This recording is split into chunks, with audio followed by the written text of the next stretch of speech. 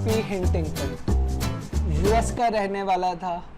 1927 में इसकी पैदाइश हुई है न्यूयॉर्क में और 2008 में इसकी वफ़ात हुई है। तो इसका जो शोरा अफाक नज़रिया है वो द क्लैश ऑफ सिविलाइजेशन का है।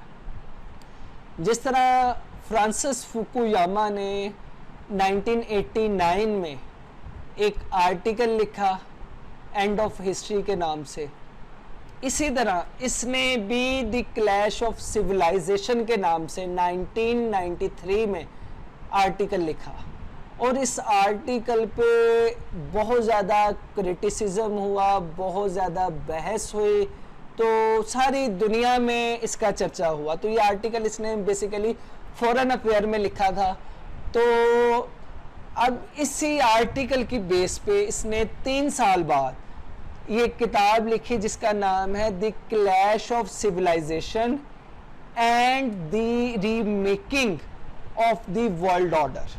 1996 में इसने ये किताब लिखी। तो ये किताब इसने एक नई बहस का आगाज़ किया, दुनिया में नए कॉन्फ्लिक्ट का आगाज़ किया। इस किताब की समरी में जाने से पहले, इसके आइडियाज़ को जानने से पहले ये देख लें कि दुनिया उस वक्त क्या थी। डेफिनेटली 1989 में यूएसएसआर डिसइंटीग्रेट हुआ, लेकिन यूएसएसआर की डिसइंटीग्रेशन से पहले इंटरनेशनल रिलेशंस को बयान करने वाले 2 स्कूल ऑफ थॉट थे दुनिया में। Number 1 liberal school of thought और दूसरा जो है रियलिस्ट स्कूल ऑफ थॉट। तो ये दोनों, इनकी जितनी भी प्रेडिक्शंस थी, उन प्रेडिक्शंस में कहीं भी ये नहीं था कि कम्युनिस्ट सिस्टम इतनी जल्दी जो है वो ख़त्म हो जाएगा और वो जो है उसे डिफीट हो जाएगी। किसी ने भी ये प्रिडिक्ट नहीं किया था, लेकिन यहाँ पर ये अनहोनी हुई।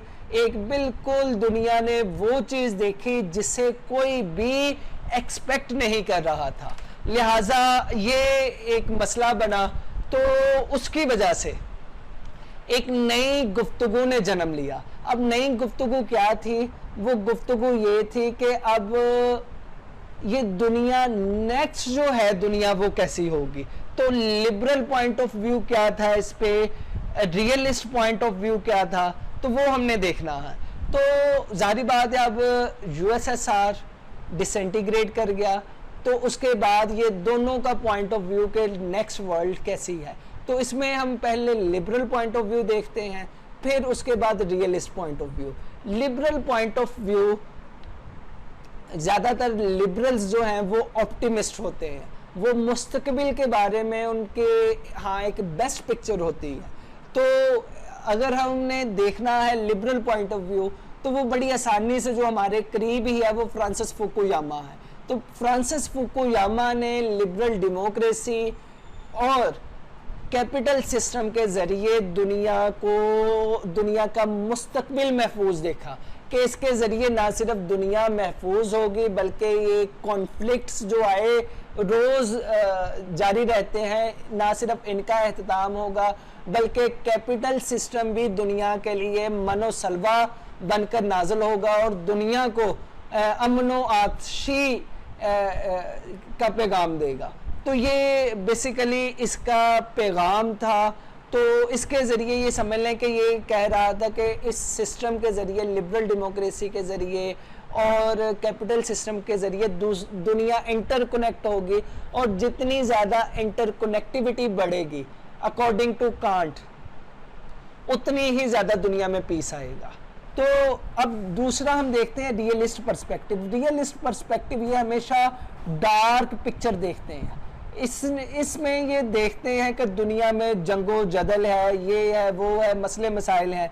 तो ये अब जो है पिक्चर पेश करने वाले, रियलिस्ट पिक्चर पेश करने वाले, ये पोस्ट कोल्ड वॉर इरा में ये 2 बड़े फिलोसफर हैं। नंबर 1 तो जॉन मेयरशाइमर है और दूसरे नंबर पर रॉबर्ट डी कैपलॉन।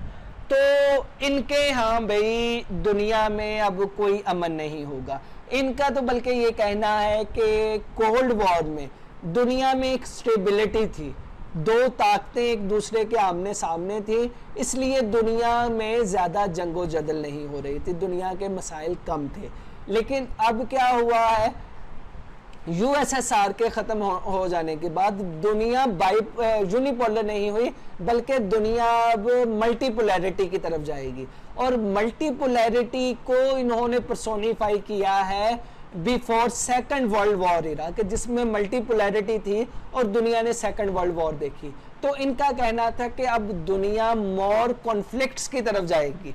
तो जॉन मेयर शाइमर ने इसमें अपनी किताब बुक्स लिखी जो बैक टू फ्यूचर, तो उसमें अपना ये नज़रिया पेश किया। बाद में इसकी शोरा-ए-फाक किताब है the tragedy of great power politics, तो इसमें इसने ये अपने नज़रियात पेश किया। रॉबर्ट डी कैप्लॉन ने द कमिंग एनार्की ये अपनी किताब लिखी, तो इसमें ये बुनियादी तौर पर यही जो है दोनों का नज़रिया था कि अब दुनिया मल्टीपोलर हो रही है, तो जंगो जदल का जो है सिलसिला शुरू हो रहा है। तो अब नेक्स्ट जो है रियलिस्ट राइटर, वो सैमुअल पी हंटिंगटन है, जिसने जो रियलिज्म का जो डिस्कोर्स है जो चल रहा था उससे बिल्कुल हटकर बात की, लेकिन रियलिस्ट पैराडाइम में ही बात की है। तो वो क्या थी कि इसका कहना था कि अमनो अमान तो बिल्कुल नहीं रहेगा, जो ये लिबरलिज्म की वजह से जो कहा जा रहा है कि अमनो अमान होगा, तो ये नहीं, दुनिया अब कॉन्फ्लिक्ट की तरफ जाएगी। लेकिन ये कॉन्फ्लिक्ट जो है पहले वाले जो कॉन्फ्लिक्ट्स हैं उनकी निस्बत ये बिल्कुल हटकर होगा। इसमें क्या होगा, इसमें अब जो कहता है कि कॉन्फ्लिक्ट्स होंगे, ये रिसोर्सेज के कॉन्फ्लिक्ट नहीं होंगे, ये अर्ज टू डोमिनेंस के कॉन्फ्लिक्ट नहीं होंगे, या एक पावर का या आइडियोलॉजिकल वॉर गेम नहीं होगी, जो कि आइडियोलॉजिकल वॉर गेम हो रही थी वेस्टर्न सिस्टम और कम्युनिस्ट सिस्टम के दरमियान। तो ये आइडियोलॉजिकल इरा का अख्तिताम हुआ। अब असल में जो इरा है जिसमें कॉन्फ्लिक्ट्स होंगे, ये सिविलाइजेशनल एंड कल्चरल कॉन्फ्लिक्ट्स होंगे। तो अब सिविलाइजेशंस अपने कल्चर की बेस पे एक दूसरे के साथ जंग लड़ेंगी। अब सिविलाइजेशन होंगी जो कि अपनी सुपीरियरिटी हासिल करने के लिए, अपनी डोमिनेंस हासिल करने के लिए एक दूसरे पर अटैक करेंगी। तो ये जो सिविलाइजेशन है, इनका कल्चर, लैंग्वेज और रिलीजन ये ज़्यादा अहमियत का हामिल होगा। तो अपने कल्चर, रिलीजन और लैंग्वेज को प्रमोट करने के लिए, आगे लाने के लिए ये सिविलाइजेशंस आपस में लड़ेंगी। तो सैमुअल पी हंटिंगटन के मुताबिक दुनिया में 8 बड़ी सिविलाइजेशन है जो कि अब आपस में एक दूसरे के आमने सामने होंगी। तो ये एक बिल्कुल एक यूनिक कॉन्सेप्ट है।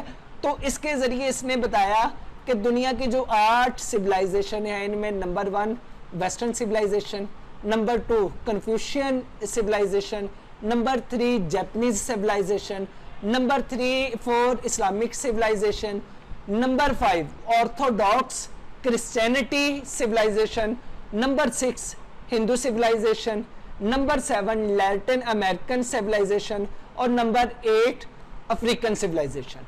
तो ये 8 सिविलाइजेशन है जो कि अपनी डोमिनेंस के लिए, अपनी कल्चरल डोमिनेंस के लिए, अपने सिविलाइजेशनल डोमिनेंस के लिए आपस में दस्तों गिरेबां होंगी। तो इसका कहना है कि ये तमाम जो सिविलाइजेशन है, 8 की 8 सिविलाइजेशन, इनकी कोर स्टेट्स हैं जो कि उस सिविलाइजेशन को रिप्रेजेंट कर रही हैं। तो वो कोर स्टेट अगर वेस्टर्न सिविलाइजेशन की देखें तो वो कोर स्टेट है अमेरिका है, बरतानिया है, फ्रांस है, जर्मनी। ये इनकी कोर स्टेट हैं कि जो वेस्टर्न सिविलाइजेशन को रिप्रेजेंट कर रही हैं। कन्फ्यूशियन सिविलाइजेशन में चाइना कन्फ्यूशियस सिविलाइजेशन को रिप्रेजेंट कर रहा है, जापानीज सिविलाइजेशन में जापान कर रहा है, जबकि ऑर्थोडॉक्स क्रिश्चियनिटी को रशिया रिप्रेजेंट कर रहा, हिंदू सिविलाइजेशन को इंडिया रिप्रेजेंट कर रहा। इसके बरक्स जो 3 सिविलाइजेशन रह जाती हैं, Islamic civilization, Latin American civilization और अफ्रीकन सिविलाइजेशन, इनका रिप्रेजेंटेटिव कंट्री कोई नहीं है। उस वक्त इसका कहना था कि इनका रिप्रेजेंटेटिव कंट्री कोई नहीं है, लेकिन ये जिंदा सिविलाइजेशन है, ये आपस में एक दूसरे के आमने सामने होंगे, फ्यूचर में जितने भी वॉर होंगे, जितने भी कॉन्फ्लिक्ट्स होंगे, वो सारे के सारे इन सिविलाइजेशंस के दरमियान होंगे। अब ये बड़ी बेहतर बात है, आप अगर जब इसकी किताब को पढ़ते हैं तो ये किताब का आगाज़ बड़े ड्रामाई अंदाज में करता है। वो ड्रामाई अंदाज क्या है? सैमुअल पी हिंटिंगटन को लगता है कि जब भी कोई सिविलाइजेशन उसने फतह हासिल की, अब फतह हासिल करने के बाद उसका डिक्लाइन शुरू हो जाता है। डिक्लाइन कैसे शुरू होता है? क्योंकि अब यहाँ के जो लोग हैं इनमें वो पावर नहीं रहती, वो फाइट करने का इनमें जज्बा नहीं रहता। जाहिर बात है कोई दुश्मन मौजूद नहीं है, कोई राइवल फोर्स मौजूद नहीं है, इसलिए ये तन आसान हो जाते हैं, आसानी की तरफ बढ़ते हैं और आहिस्ता आहिस्ता ये सिविलाइजेशन ख़त्म हो जाती है। तो अपनी वेस्टर्न सिविलाइजेशन को जिंदा रखने के लिए ये परवोक कर रहा है कि दुनिया में वही लोग सबसे बेहतर हैं जिनके दुश्मन मौजूद हैं, और मुख्तलिफ ये और नॉवेल्स के हवाले देता है, मुख्तलिफ कहानियों का लिटरेचर से हवाले देता है कि जिसके मुताबिक जिसका कोई दुश्मन नहीं, एक तो वो मर्द नहीं और दूसरा जिसका कोई दुश्मन नहीं उसे जीने का कोई हक नहीं है। तो ये मतलब इस तरह से आगाज़ करता है, ये अपनी सिविलाइजेशन को प्रवोक करता है, बाद में इमेजिनरी इनके सामने दुश्मन रखता है, 7 सिविलाइजेशन वेस्टर्न सिविलाइजेशन के सामने रखता है। तो इन सिविलाइजेशन में भी 7 में से 5 सिविलाइजेशंस को साइड पे कर देता है और 2 सिविलाइजेशन को पिन पॉइंट करता है, कन्फ्यूशियन सिविलाइजेशन और इस्लामिक सिविलाइजेशन। ये कहता है कि ये अब आपके बड़े दुश्मन हैं, इन सिविलाइजेशन से आपने लड़ना है, इन सिविलाइजेशंस को आपने डिफीट करना है। अगर आप इनको डिफीट नहीं करेंगे तो ये आप पर अटैक करेंगे। लिहाजा ये कहता है कि हमारा जो इमीडिएट दुश्मन है वो इस्लामिक सिविलाइजेशन है, इस्लामिक सिविलाइजेशन को हमने डिफीट करना है, इसके साथ हमने फाइट करनी है। और फिर दूसरा बड़ा थ्रेट है वो कन्फ्यूशियन सिविलाइजेशन, चाइनीज सिविलाइजेशन को जो है वो करार देता है। इस तरह वो कह लें कि अपना जो वेस्टर्न सिविलाइजेशन का जो तने मुर्दा जो इसे डर था कि अब ये क्योंकि विक्टोरियस है, अब इसने आहिस्ता आहिस्ता ऐशो इशरत में पड़ जाना है, कोई टारगेट इसके सामने नहीं है, तो ये आहिस्ता आहिस्ता इसकी पावर ख़त्म हो जाएगी। तो ये एक टारगेट देता है और जो है वेस्टर्न सिविलाइजेशन का खून गरमाता है कि भाई आपके सामने ये 2 टारगेट्स हैं, इनको आप मीट करेंगे तभी आप दुनिया के सही विक्टोरियस होंगे। तो ये बेसिकली इसका जो है सैमुअल पी हिंटिंगटन का नज़रिया है। बहुत ज़्यादा आर्टिकल्स लिखे गए, कहा जाता है कि मुस्लिम वर्ल्ड पर वेस्ट के अटैक ये असल में क्लैश ऑफ सिविलाइजेशन की झलक है, उसकी प्रैक्टिकल इम्प्लीमेंटेशन है। और आज के दौर में कन्फ्यूशियन सिविलाइजेशन के साथ इनकी कॉन्फ्रंटेशन, वो चाहे इकोनॉमिक वॉर हो या फिर कल्चरल वॉर हो या टेक्नोलॉजिकल वॉर हो, तो उसमें भी हमें पता चलता है कि ये सैमुअल पी हिंटिंगटन के असरात जो है यहाँ तक मौजूद हैं।